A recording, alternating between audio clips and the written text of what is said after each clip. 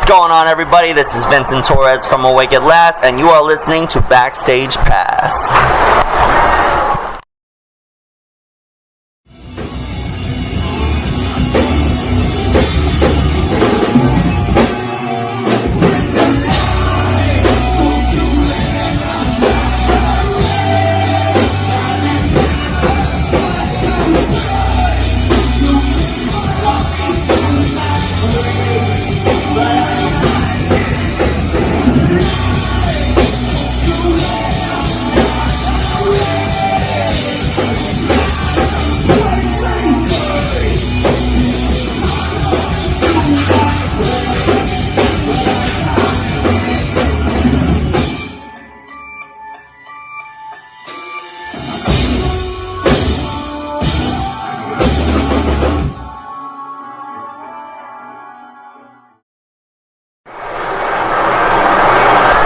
Hi, I'm Randy Hollenbeck, and this is Backstage Pass. Tonight we're at the Smiling Moose on the south side of Pittsburgh with Vince from Awake at Last. How you doing, Randy? It's good to be back, brother. It's been a while.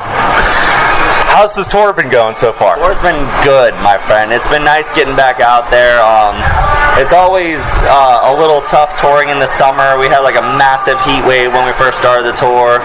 We all had to get used to sleeping on mattresses in the back of the van again, and it was highs and lows. But it's been amazing reconnecting with the fans, getting to show them what we've been up to, and letting them know that we're still cruising out here. You know, we're still making moves and getting out there. And the bands we've been on tour with have been great. Above Snakes has been awesome. American Dream Machine have been awesome. It's been overall an awesome experience, just kind of reintroducing ourselves to the world again, you know? Okay. What's your favorite song to play live? My favorite song to play live is Unfinished Business.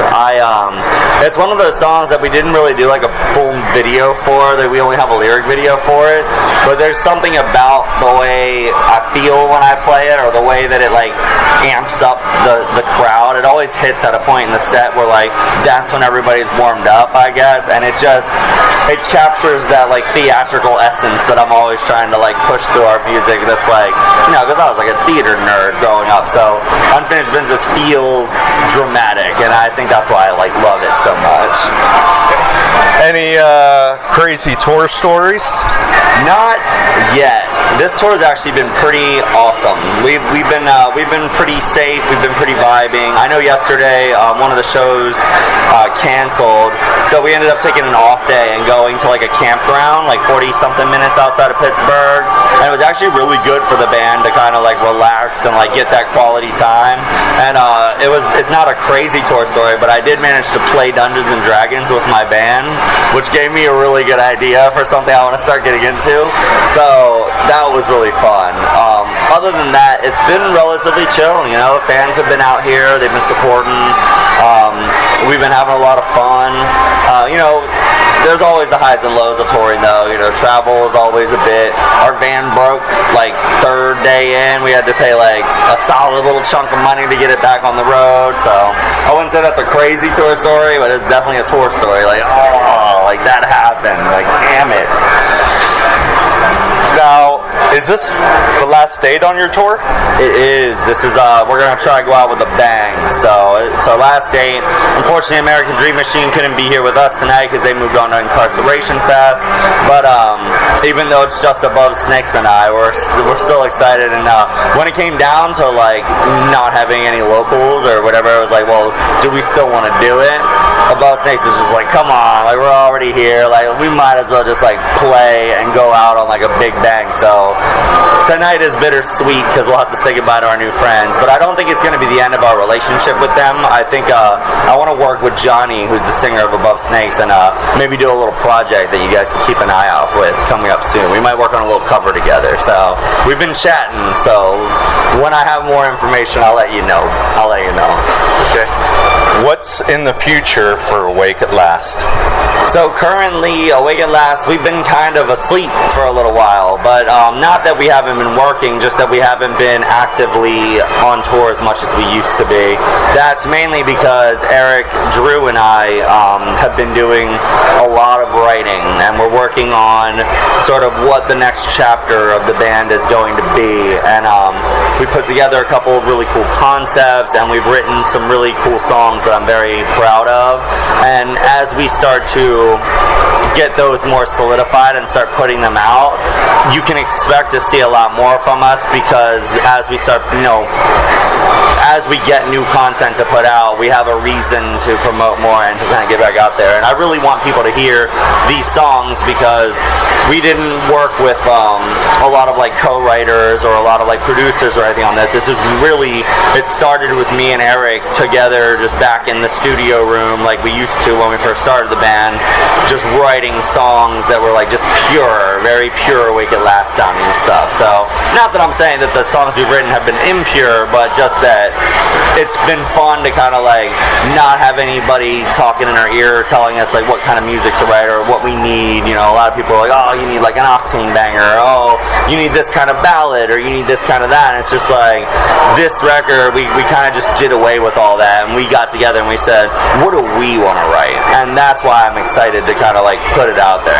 see if people pick up on the energies, When do you expect like a new single, maybe before the end of the year? The goal is to have a new song out by the fall. I love releasing stuff in the fall. It's always a good time, and the theme of the song will fit really well with like Halloween and that kind of era. So I would love to put it out sometime around there. So we're moving the pieces now to see like where we can get to go. But we will be playing the song tonight, and this tour are the first people who have been able to hear it, and so far the feedback's been really good. But this one does have a title, and it's called Black Masquerade. So it's about social media and sort of this digital age we live in, and how I think it's very easy for people to mislead people with, I've got so many friends that put out stuff on the internet where it seems like they're so happy and everything's going great, but then I finally get to sit down with them and they're like, oh my god, my life is falling apart, man. I'm just like, but everything seems great, man. And I think that's, so the Black Masquerade sort of represents that, sort of like, you don't really know what someone is going through, because it's very easy to put out this persona, to put out the character that you want the world to see. But the Black Masquerade is about looking within and like working on who you are without the screen, without the clout, without any of that. So I am excited about it. I hope that people like pick up on it and like pull something positive from it. Okay. Where can we get a hold of you at? So a lot of our links and social medias are all able to be found on awakeatlastrock.com. That's still our main website.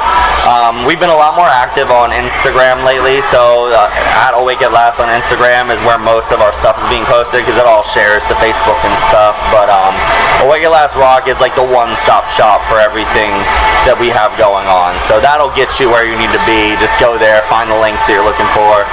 We are trying to tap into TikTok a little bit more, so keep an eye out for that. We're going to be working on some content for that, much to my dismay. Thanks for coming on the show today. Is there anything else you'd like to add? Just that we've been so happy to be back out here and see everybody, and if you guys catch a glimpse of us again and you want to come hang out, keep an eye out on us, because we're about to start making some moves and we're excited about the future.